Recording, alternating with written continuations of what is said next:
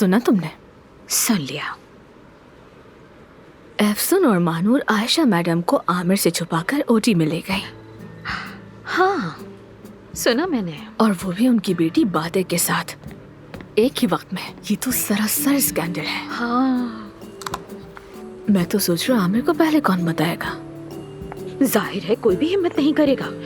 तुम जानती हो आमिर साहब से सभी डरते हैं, लेकिन याद रखो आमिर साहब सब कुछ फौरन भाप लेते वो हैं। कैसे जानेगा, कैसे समझेगा कि वो एफसन उसके पीछे चालाकियां कर रही है? स्वीटी, आमिर साहब को सब कुछ खुद पता चल जाता है। तुम और मैं आमिर की थोड़ी हिमायत कर लेते हैं।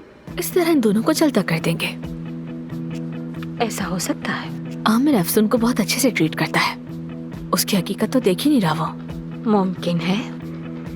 वैसे आमिर को कौन सी बात गुस्सा दिलाती है?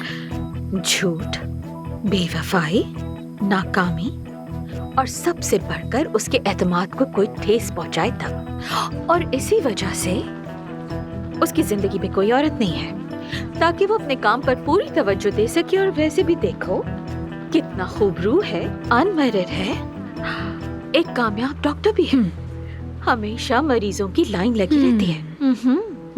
यानी स्वीटी कि अगर तुम ये सब कुछ एक ताल्लुक बनाने के लिए कर रही हो, उसकी जिंदगी में आना चाहती हो, तो मैं तुम्हें बता दूं कि ये सब कुछ छोड़ दो डार्लिंग। ये सब बिल्कुल फजूल है और ये तो मैं तुम्हारी भलाई के लिए कह रही हूँ।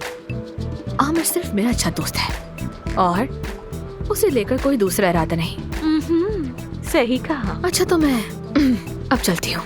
बाय।